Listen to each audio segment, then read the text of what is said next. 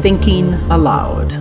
Conversations on the leading edge of knowledge and discovery with parapsychologist Jeffrey Mishlove.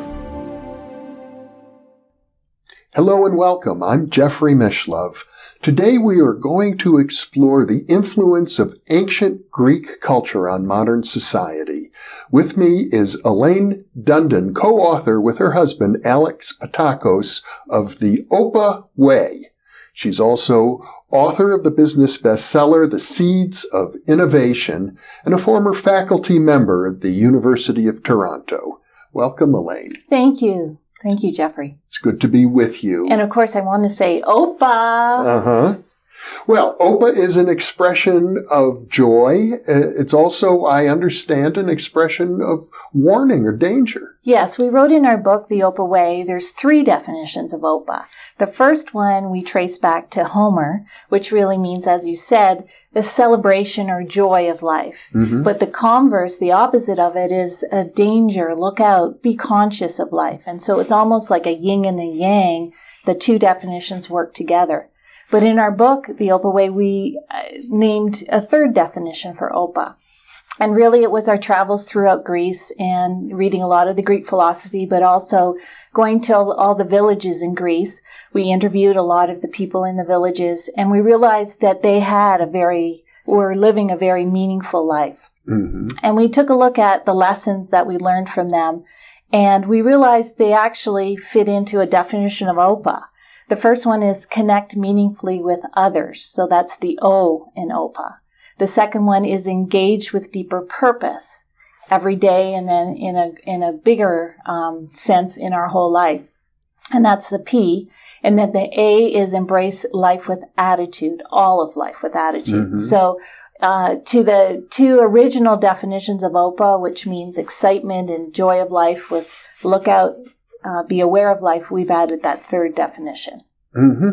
So I should mention that you and your husband are the co-founders of the Global Meaning Institute, and your work often focuses on helping people to discover a deeper meaning in their lives and in their work. Yes, the Greek philosophers taught us that the goal of life is to live the good life.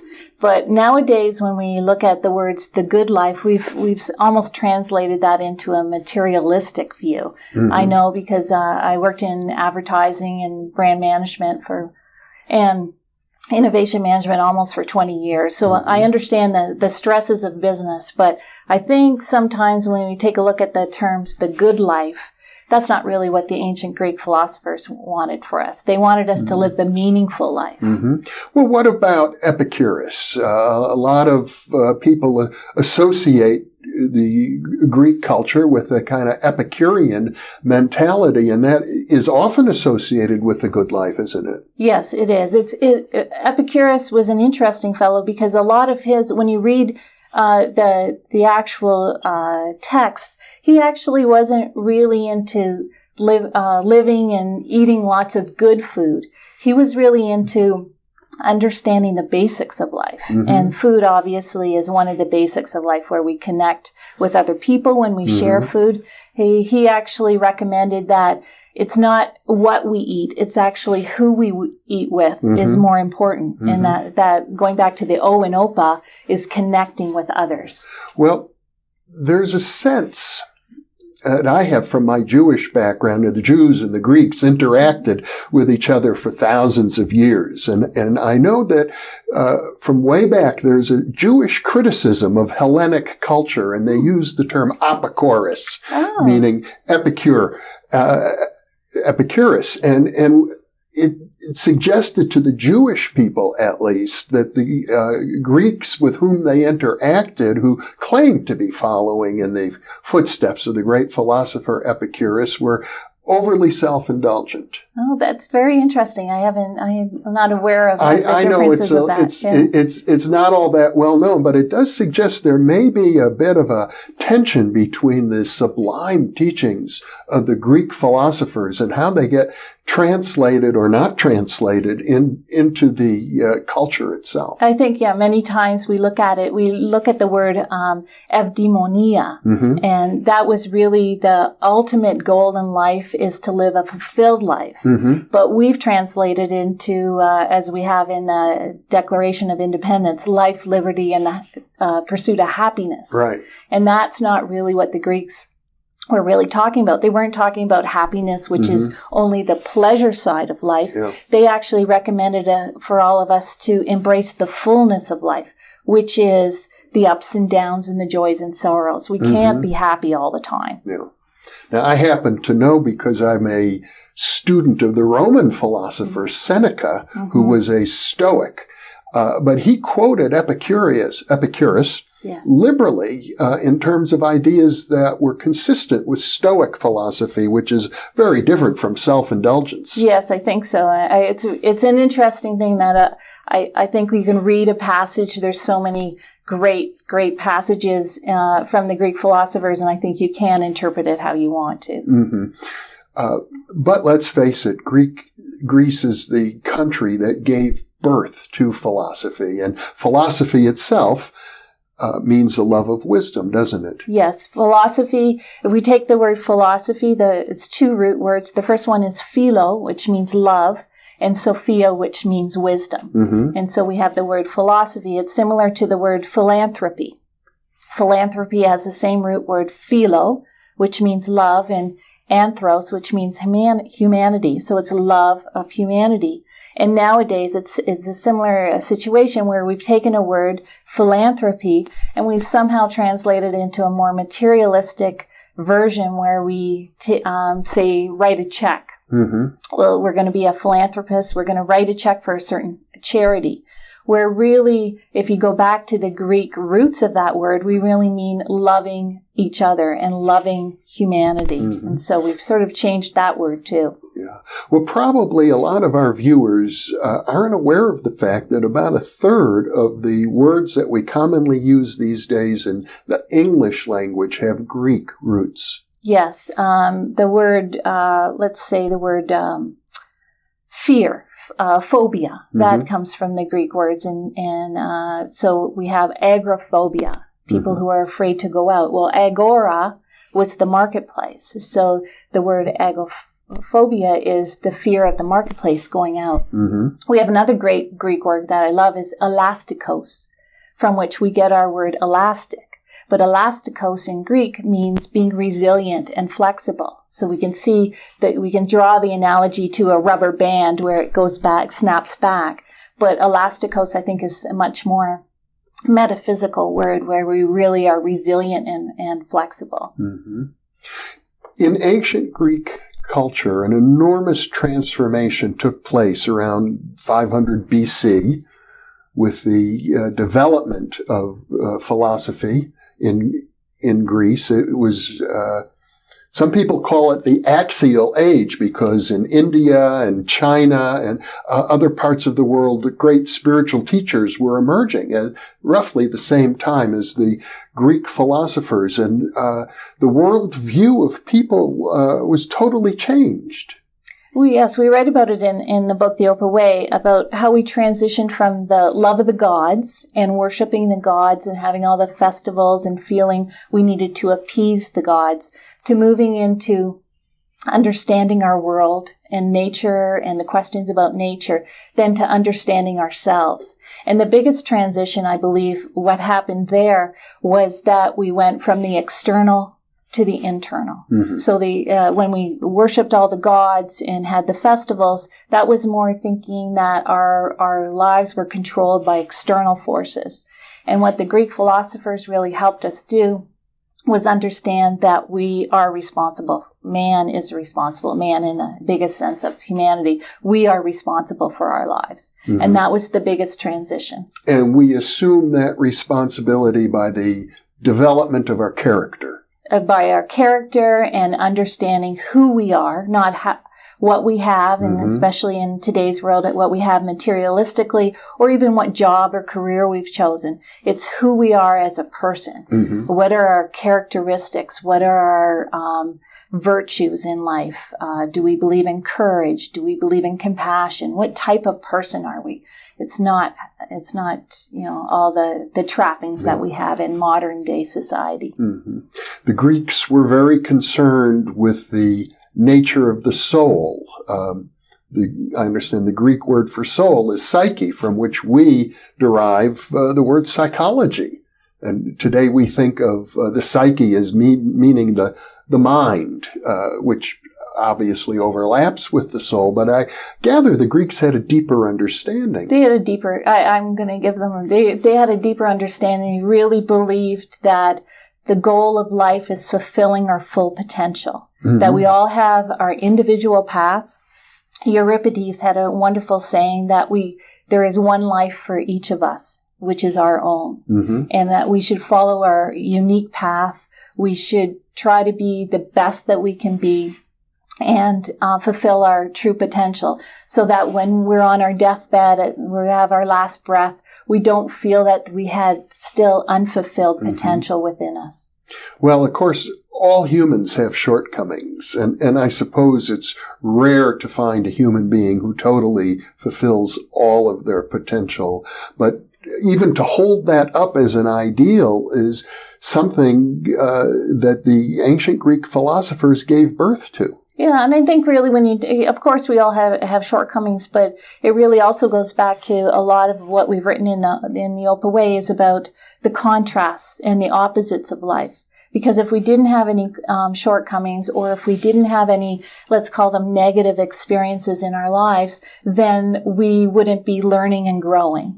And so to sit and reflect on some of our shortcomings, which are reflected through our experiences individually and with others, then that helps us learn and grow and be more aware, going back to the word OPA, being aware of things that we should work on in our life in order to become the best we can be. And I just want to add, too, that the ancient Greeks taught us so much, too, about it's not about self-actualization as far as being just the best I can be for myself. They really believed that our talents were given to us by the gods, and that our talents flowed through us, and we should offer those talents as gifts to other people. So our talents were given to us for society. And that's a different view from, I think, where we're getting to in modern society, where we're very individually focused, with all our selfies and all our other things, is that we're very focused on what can I get? Right. What can you do for me? A lot of, I always need help. It's all about me. Whereas the ancient Greeks really believed in that village concept that we are because of how we interact with each other. Now, you and your husband, Alex Pattakos, who is from a Cretan family, have traveled extensively through Greece in researching this book, and you found, particularly in the villages, a sense that the ancient teachings are still alive. Yes, and one of the reflections of going through all these villages, we had a wonderful. I should say, first of all, Alex is of Greek heritage, and he's really interested in reconnecting with those roots. And I myself, I've always considered myself a philosopher from way back, a love of wisdom. Well, and we all have inherited the Greek philosophy as a gift to all humanity. And we're looking at, when we go to the villages, as I was going to say that, and then we come back to our lives, we, in the modern, what we call modern society, we really reflect on what is important in life. And a lot of the ancient Greek philosophers taught us to almost take possessions that we have in our life and put them in three categories. What is necessary to live, what is unnecessary but we want it, and then what is really totally unnecessary. And I think that's a great exercise for everyone to go through, especially when you have trauma in your life, whether it's a financial issue or a health issue or a financial crisis that many countries are going through, or even, relationship issues, divorce, etc., to go through and really question what are the basics in life. Do we need, food? Do we need clothing? Do we need connections with others? And then we realize that a lot of what we want to acquire in life might be in the unnecessary category. But that's subjective. Everybody has to, consider that for themselves. Mm-hmm. If you look at the history of the Greek people, you see that while they had a great culture in ancient times, they gave birth to philosophy and literally dominated the civilized world through the conquests of, for example, Alexander the Great, who, although Macedonian, was in effect a representative of Greek culture. But subsequently, the Greek people have been conquered themselves by the Persians, by the Turks, invaded many times by many, many different people. So they've learned a lot about the ups and downs of life, I would think, over the millennia. It's definitely, they have gone there. When you understand all their history and you dig deeper and deeper, you realize it's amazing how much they've gone through. And if we were to characterize the people we met in the villages, they are very optimistic people. Mm-hmm. And Heraclitus said, the sun is new each day. And I think that they live that. Mm-hmm. Every day, get up, do what you can do. A lot of the Greek philosophers taught us to understand Epicurus was one too, who taught us to understand what we could control in our lives and let the other things go. Mm-hmm. And I really believe that the people that we met in the villages were really living that Greek philosophy today. Now, Epictetus, since you mentioned him, is an interesting philosopher.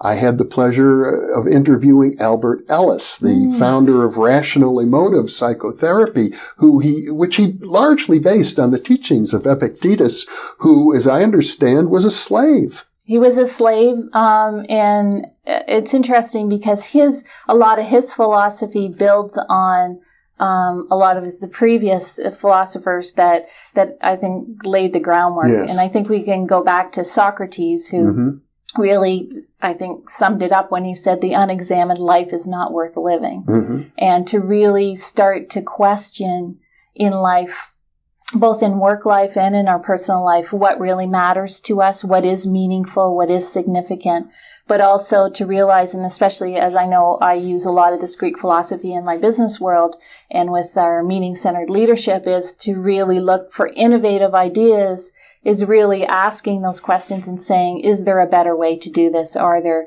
different approaches to life? So all these Greek philosophers could teach us a lot for modern day society. I know you write about certain words that seem central to the core of the Greek people you met, and also the core of Greek philosophy. One of them is, I hope I pronounce it correctly, arete. Arete. Or arete. Arete, and it could be the different accents of where you put it. Yeah, and that really comes back to, as you said before, character is destiny, and arete is about virtue and character. And it's an interesting question, because where does character come from? I think all of us have those inner guidance, but is it encouraged in our school systems? Do we even talk about arete or character in our school systems, or are we just teaching about facts and knowledge and things like that? And my hope is that throughout the school systems and grade school or high school and even university, that we teach about the meaning of life, and we teach some of these, how to live life to the best and how to fulfill your potential. Because it's not all about getting a job. It's about how to live the meaningful life. Mm-hmm. Another word that I think is very important in this regard is Filotimo. Filotimo. It might be the Greek pronunciation.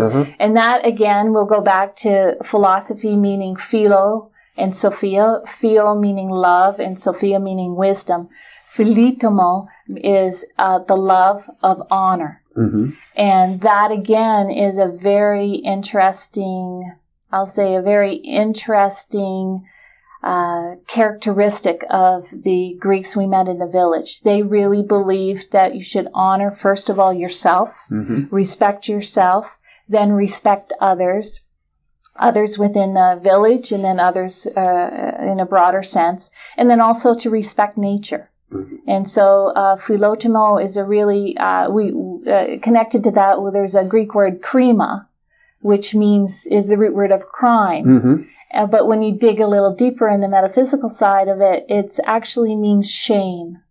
And I think that's a wonderful word to really think about crime as being shameful. Shameful for yourself that you're not living up to your full potential, but also shameful in the fact that you dishonored your fellow villagers by doing something that wasn't the best. So.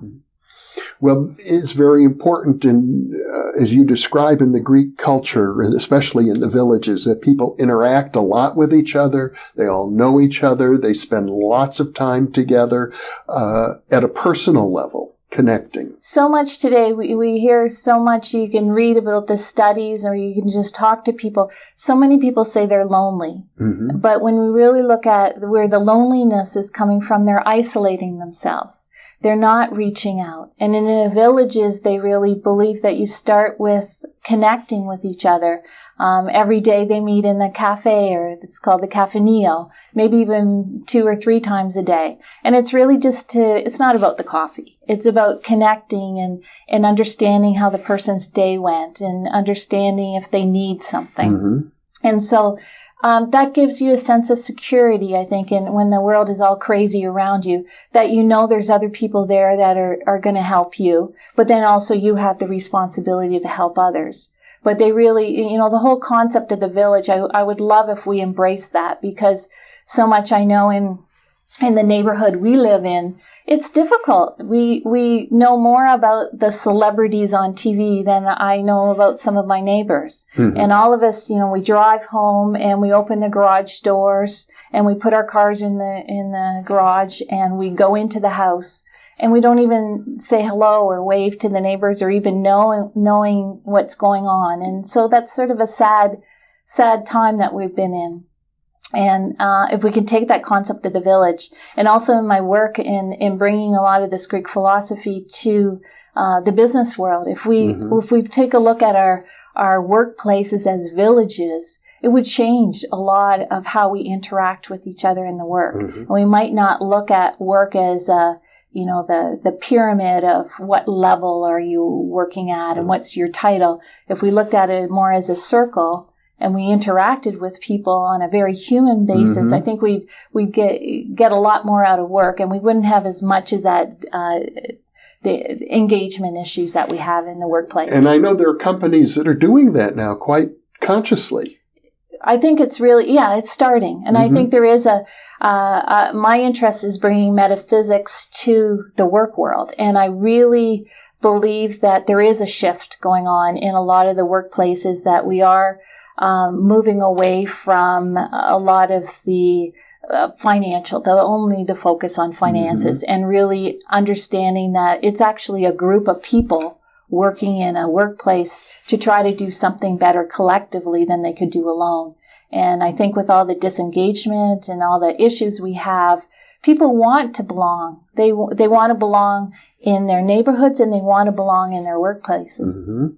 Well, Elaine, we have about 3 minutes left, but I think we would be remiss if we didn't talk about diet and the propensity that you observed in certain Greek villages for people to live very long, healthy lives. I know. They have the secrets. They really, it's interesting. Let's start with the word diet, actually, itself. The word diet comes from the Greek word dieta, which actually doesn't mean the actual food we eat. So whether we choose a cookie or a vegetable to eat, that's not really what dieta really refers to. Dieta refers to lifestyle. And so in our book, The OPA Way, we wrote about the OPA Way lifestyle. And that has to do, and this is tracing it way back to the Greek philosophers, excuse me, it has to do with our full life. How much sleep we get, where we live, how we interact with others. Do we have a purpose in life? Do we get outdoors with fresh air? It's all those parts of lifestyle. And it's not just about what we had for lunch. And at the same time, however, the Greek diet or the Mediterranean diet, as it's sometimes called, is known to be extremely healthy for people. Yes, a lot of people reference back, I don't know, maybe 50 years ago, the seven countries study. Mm-hmm. And they found that the men on the island of Crete, which is the largest island in Greece, were the healthiest. Mm-hmm. And they traced it all back to olive oil. And so that was the beginning of really understanding olive oil. But if you dig a little deeper and you read in that study, as I have done, it has to do with that the olive oil facilitated them eating a lot of vegetables and a lot of fish. Mm-hmm. So it wasn't just the olive oil. I think it had to do with their healthy, natural eating. Mm-hmm. And I believe you mentioned visiting one village where there were an extraordinary number of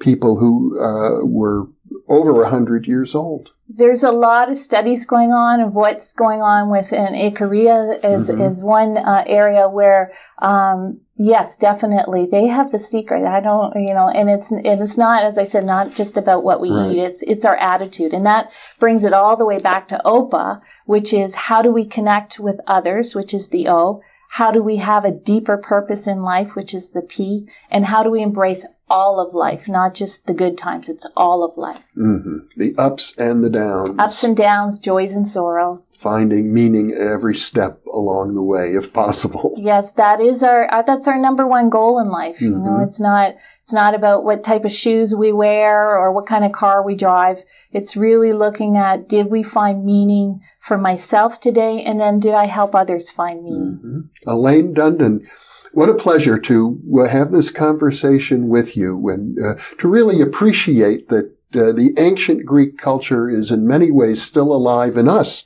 today. Thank you so much for being with me. Thank you, Jeffrey. And OPA. OPA. And thank you for being with us.